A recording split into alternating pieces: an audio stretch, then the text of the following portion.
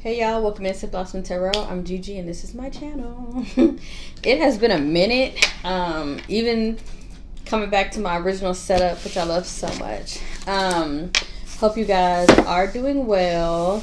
I wanted to get on here and talk about something that has inspired me. I just started reading this book. I have read, what are we in? February? I'm on my third book. Okay, so your girl is a reading, all right? What kind of kicked this off was I was reading last year, but I really wanted to read the Thorns and Roses series, and then it just kind of picked up. I think I talked about Evelyn Hugo and her, was it 7 Ex-Husbands, Lady Tan's Woman of Circles, which was really, really good if you're into like Chinese medicine. There's a lot of knowledge in that one that you can just kind of like soak up. But it was about women empowerment and women supporting women, and also patriarchal standards. It's funny because it was set in the what dynasty was it? I think it was like the Ming Dynasty or something like that. But they were under Confucian law.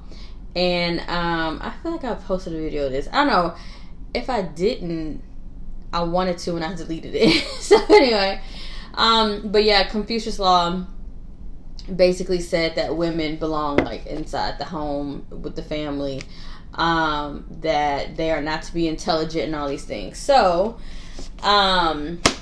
a lot of that is happening right now in the sphere for us right now in the world. It's like we're having an attack on women's rights and women's health and all that. But I got this for Black History Month. It's Dr. Martin Luther King Jr. on love, okay? And it kind of gives me that bell hooks vibe. You know what I mean? Like, this is a classic. This is solid. This is something that you can always go to. Although I am not finished with the whole thing, I was so inspired by, basically the first few chapters that I was like, I want to talk about this, okay? Because I literally was reading this and I was like, like, put my little, let me show you. When I see stuff that I like in books, I've always done this, like, since the 6th grade. I put clouds around it. Instead of highlighting, I do like clouds. It's funny. See that? Okay. But what I want to talk about is... Okay. Number one, Martin Luther King believed the same thing. And I didn't know this. I did not know this. Martin Luther King believed the same thing that I believed, which is that his words is, there is a law of love in this universe. I always say that love is a universal force, that I feel that just as real as gravity, and he said the same thing, which is crazy. I said, I feel that love is just as real as gravitational pull, or like the laws of gravity. It says he went on to describe love as the immutable law of life. Okay, basically that there is a moral code, and in so many words, I feel like he was talking about karma and dharma, like you reap what you sow, that type of thing, right? But he talks about how people they practice all these laws, or the scientific laws and all these things, but they forget moral laws. Okay. Which I love so much that he hit on. Now, hold on, because I actually think the moral laws came after this. Okay, but what I want to talk about, he discusses the parable of Dives and Lazarus in the Bible. Okay? Or basically the rich man and Lazarus. And in the Bible, it's Luke 16, chapter 16, 19... through 31 in the NIV version. So Luke 16, chapter 16, verse 19 through 31 in the NIV. Okay. Now the parable here, y'all, this is just too good. Okay. Lazarus on the earth side was a man who was very sick. Okay, he was a poor man. He was a poor beggar, basically. And the reason he was living in that situation was something that happened out of his hands. He got sick. These are circumstances that it was almost like bad luck, right? These are circumstances that even to this day happens to people. They can be doing well, they get sick, then they can't go to work, and then their finances are dwindled away. That's why I tell people all the time, I do not believe in laziness. I do not believe in sitting on your ass like a bump on a log when God is giving you every single day, day in and day out, life force energy, source energy, in which he is wanting you to get up, activate, and move in purpose, okay? Whether people who are dealing like with sloth, people who are dealing with the spirit of laziness, like at this moment, I rebuke it off of you right now and we break it, okay? I don't know where it came from, but it got to go back, okay? Because I believe that the greatest praise that we can give God is through our life. Okay, and taking care of our life, meaning taking care of our health as much as we can, using our life force energy to make a positive change in someone else's life, showing up. And we're going to get a little bit deeper into this. But the thing is that a lot of people, they sleep on the good health that they have. Okay, they sleep on the good health that they have, and they are ungrateful about it. And it's kind of just weird, because the more you sit around and the more you lump around and the more you lazy around, sickness actually sits into the body. Okay, so that's why it's important for us to move and to push our blood, our circulation around our bodies and things of that nature. Anything that is alive and is working in proper form, blood has to go there. Okay, so getting up, moving, blood is that life force, energy force that is within us. Okay, so you have to circulate that and move that around, all that. But anyway, people take for granted the life force energy that God has given them every single day. And I understand life can get busy and all these things, but every single day do something that can improve your health, or you're taking care of it, taking care of the temple that God has given you. Anyway, so Lazarus fell on hard times because Lazarus was a sickly man. He was so sick that dogs was licking his wounds, y'all. And he couldn't even, fight the dogs off or nothing like that. So he was outside of Dive's house, the rich man's house. And Lazarus would get fed every day by the grace of God. But Dives would just go on about it and like do, rich man stuff, whatever. And now he was rich because of the choices that he made for himself. Positive circumstance, right? So in the Bible, it says, in the Bible, kind of, but in the book it says, Dive's crime was not his wealth, but inordinate self-love. And we talk a lot about self-love right now. Everything is self-love, self-love, self-love, self-love, self-love, self-love, self-love this, self-love that. And we do have to watch that, because that's a slippery slope. Don't use the energy of self-love and basically needing to take care of yourself, valuing yourself, loving yourself enough to be able to take care of yourself. Let's not get that confused or step over into the energy of basically very, very bold selfishness. Okay, when you see somebody in need, in pain, and you think that, oh, well, that's just life. That's just life. That's just how the cookie crumbles. And it kind of gives me this whole like Elon oligarchy type vibe. Not really seeing, it's like hoarding wealth, hoarding, any ways in which you can help others, right? So he was very selfish, Dives, okay? So what happened was they, went on to glory or whatever. Hopefully I'm explaining this correctly, but they went on to glory. But Dives had told Lazarus that there was hold on, let me find it. that there was an impassable gulf, right? That there was basically an impassable gulf between the two. That he could not help him. He felt that, and this goes into the energy of the caste system, the energy of classism. Basically dividing people. And it's funny because this is really on point right now, because I feel like the middle class is being dwindled away here in the United States, due to what all that's going on right now, wanting to tax the poor more and giving like the rich a break or whatever. um so this is just really about folks who have the money, right? But the reason why he landed there. So it says Dobbs was condemned because his selfishness caused him to lose the capacity to sympathize. There is nothing more tragic than to find a person who can look at the anguishing and deplorable circumstances of fellow human beings and not be moved. Dive's wealth had made him cold and calculating.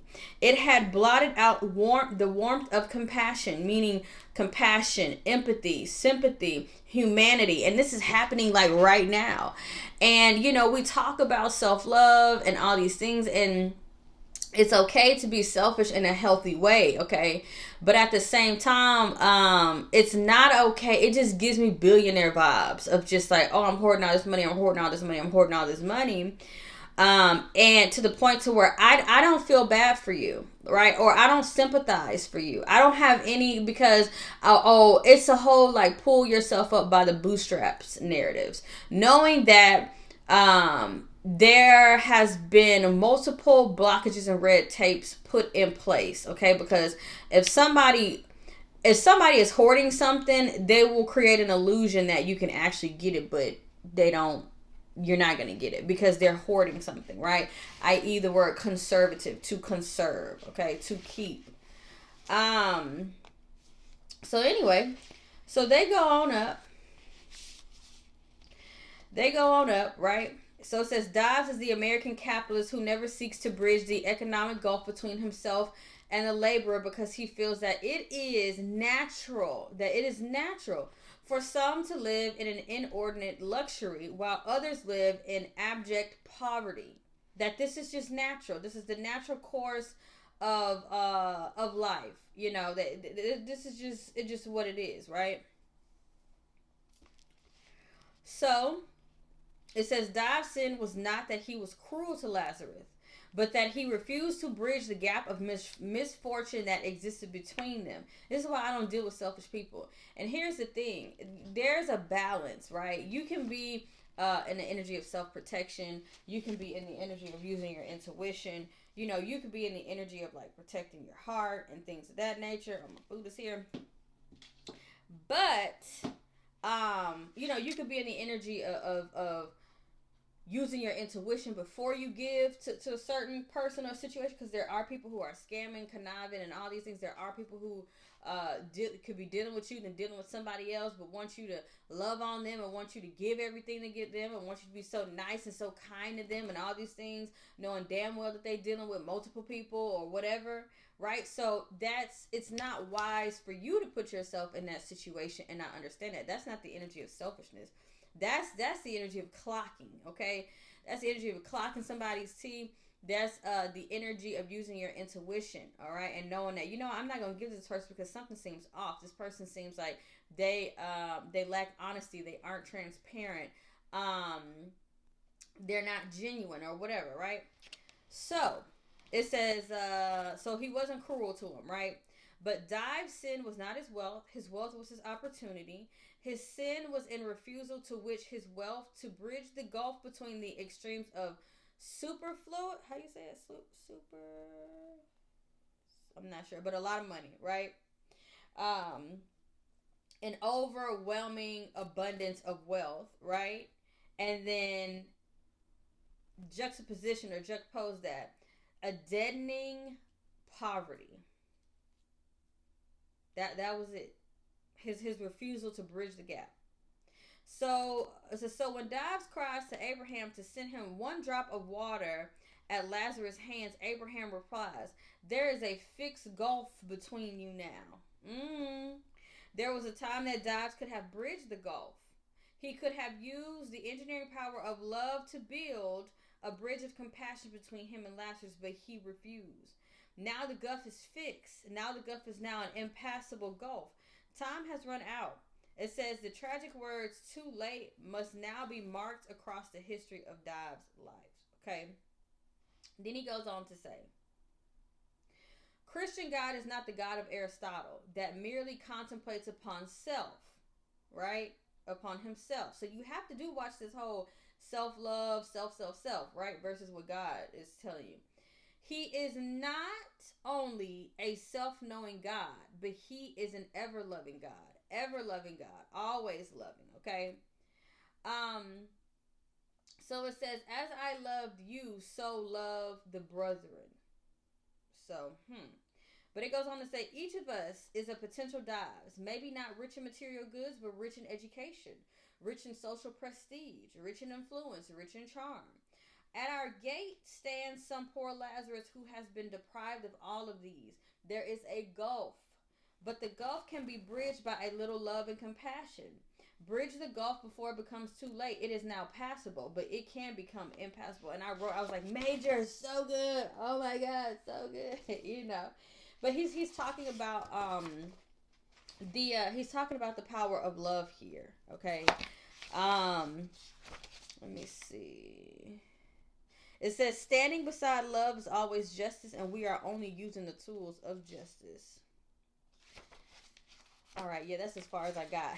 But this was just so beautiful because it just talks about how selfishness is actually the opposite of love. So even if you're in a relationship, if you're in a connection with somebody and it seems like you're giving and they're not giving, the energy of selfishness in itself is unloving. Okay, I wanted to get on here and just to remind everybody to share. Okay, and I had this problem, and again, but that was going like he said, the knowledge of Aristotle, self-knowing, all these things.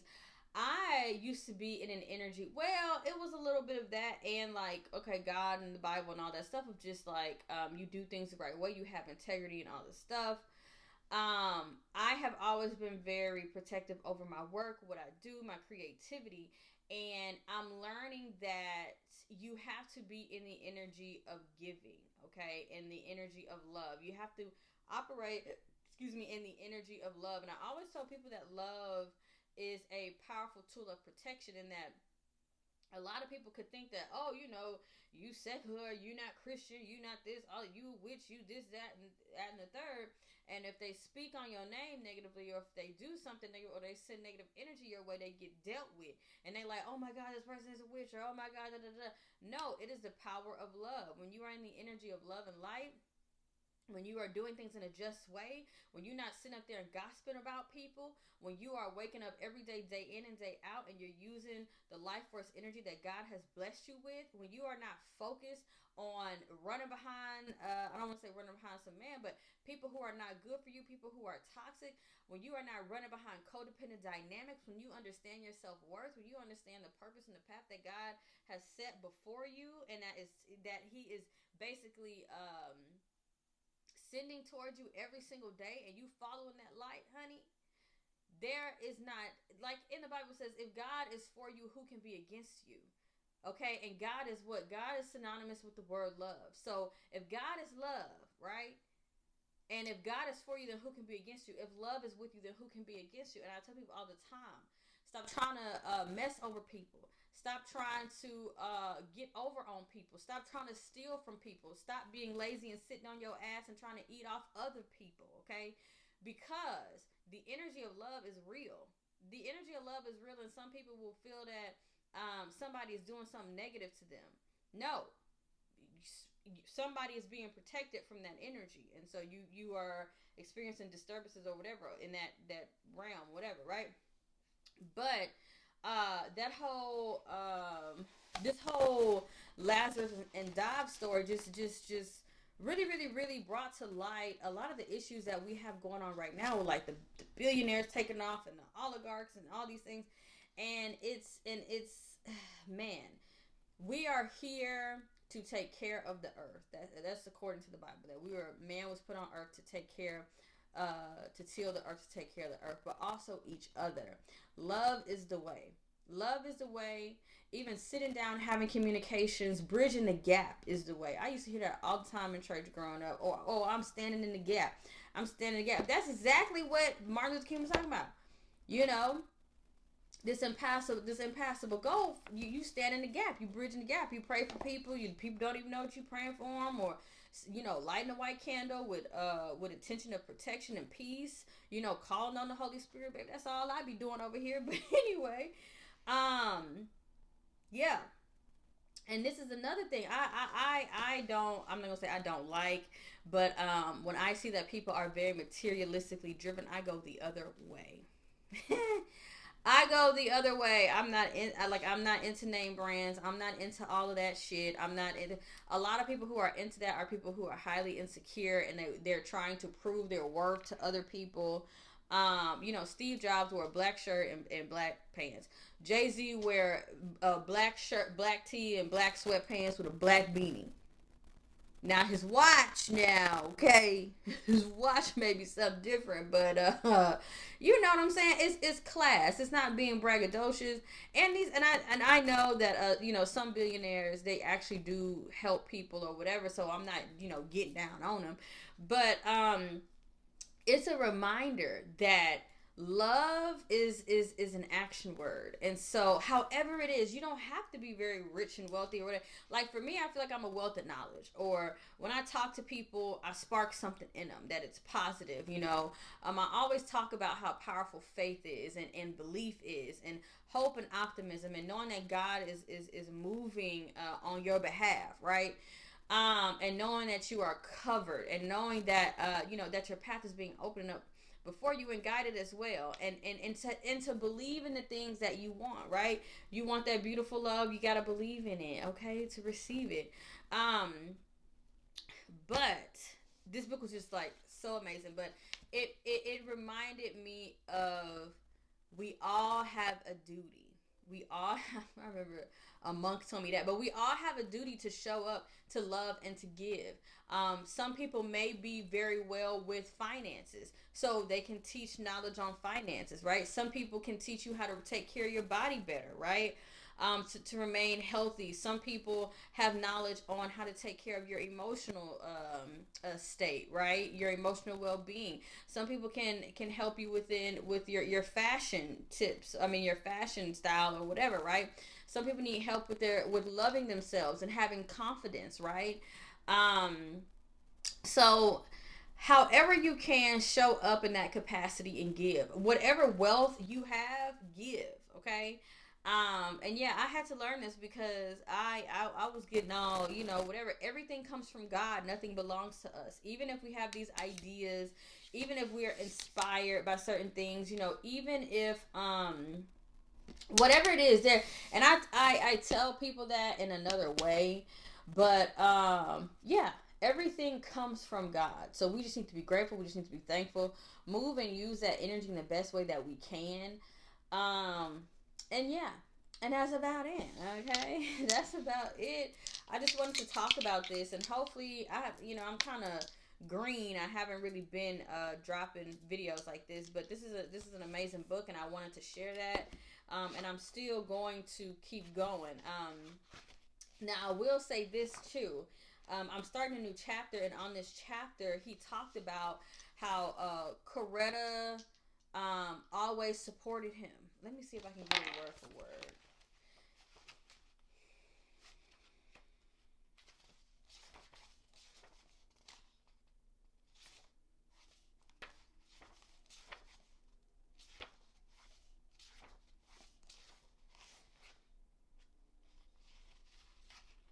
Hold on, y'all. I feel like I should have underlined it.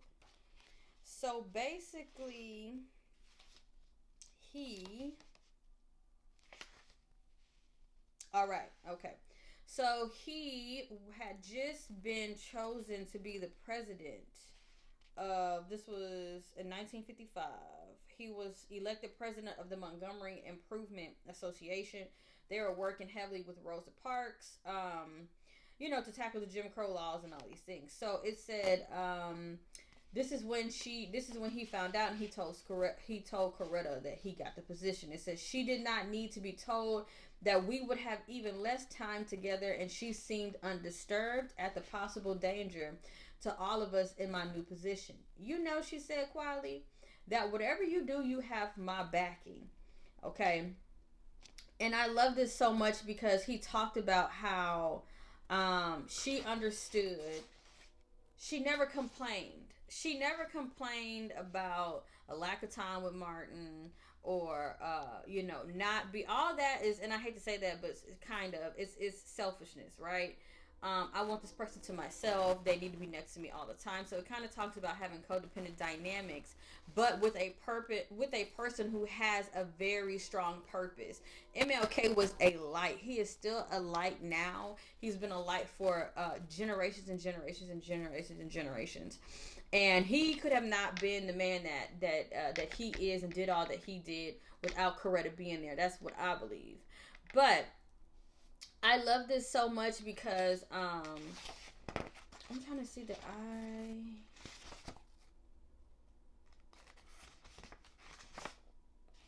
did I finish this?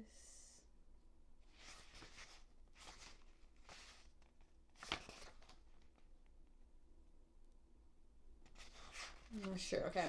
But I love that. I love that. He kind of just spoke on relationship dynamics within like intimate relationships, and you also being on path, being on purpose, and doing what God is telling you to do. That whatever you do, you have my backing. I mean, that was just so amazing and so beautiful to hear. And that was another thing that inspired me and lit me up. And I was like, oh my gosh, like I totally get it. You cannot hoard people. You cannot own people. Everything belongs to God. Your husband belongs to God. Your wife belongs to God. Your children belong to God. Your best friend belongs to God. Everybody and everything belongs to God. We down here come up with these crazy ideas that of ownership, that we own a person. Didn't God say let my people go? Okay, so we're not in that vibe. I don't understand that, have never understand that, and will never understand that. I don't think, because I just feel like I'm like a soldier of love, like Sade say, and love to me correlates with the energy of freedom, and it correlates with the energy of justice and truth. So that's just what I try to walk in and exist in, and I don't really care who understands it. I don't care who misunderstands it, who don't get me, my energy, or what it is that I do, or what I don't have, because I feel like I'm not looking for that. I'm not looking to explain myself to certain people to clarify myself, to become a part of my community. I'm looking for those who are in frequency, in alignment, in my community, see me, understand me, feel me. I'm not the person to be going through hoops and loops to be accepted and doing all these things, honey. You can go, it's fine, honey. It's fine, okay? Wherever you go, whether you like it here, you don't, or whatever, it's fine. I don't care.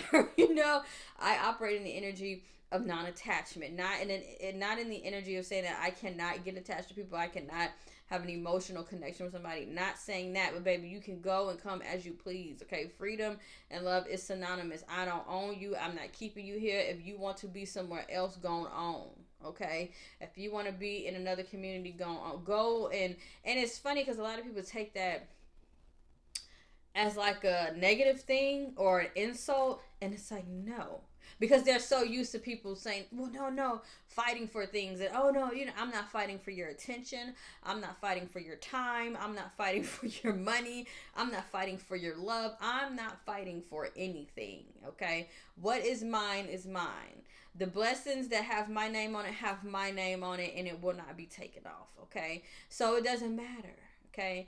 And another thing is that like people who who go into the energy of listening to everybody, listening to gossip. Oh, this person, da da da. Oh, this, da da da. I'm not attracted to that energy in any type of way, in a platonic way, in an intimate way, any other way. I love people who are independent thinkers and who can think on themselves and who have courage. A person who has courage to come to you and say, hey, I have a question. Da da da da. A lot of people lack courage. They don't want to come up to you. They don't want to talk to you, but they want to talk to everybody else about you. That's not the energy that I respect. That is not the energy that I'm in. That is not the energy that I want around me. Okay, so this book, Dr. Martin Luther King Jr. on love it. It's good. I honestly, if I sit here, I can finish this in 2 days. Okay. A quarter thorns and roses have me on 10. Okay, have my reading game on 10. Do you hear me? And I'm on the second one. If you are into that, yeah, I'm on the part where Fairy enters the night court. So that's how far I am. And I think I'm gonna start reading that at home. This is like my travel book, and I picked it up in the airport. This is my travel book because that second book is too fat. It's literally like this big, and I was like, I'm just gonna get into my little cozy space and just, slip into my little book when I'm at home, and I don't have to like carry around this thick old book. This is enough. Like, it can fit in my backpack. It's easy. I can pull it out. I can put it up. Like, whatever. And the next book that I'm going to read is Harlem Rhapsody. I have really, really, really been wanting to read that. I've been very, very pulled to the Harlem Renaissance at this time. And it's because I'm writing. Okay? I'm writing. So, sending y'all, ooh, I bet that was loud. Sending y'all lots of love and light. I just wanted to share this. Anything that inspires me, anything that lights me up, boom. Okay, I want to put it here as well. And I'm trying to be much more consistent. And I'm happy that I reset up my little area again, okay? Because I really like it. I think it's cute. It's going to be even cuter when I'm done because it's a lot of blank space. But, yeah, whenever I'm inspired, I want to share that. I want to share with you guys what inspires me, okay? So, that's that. Send y'all love and light. Peace.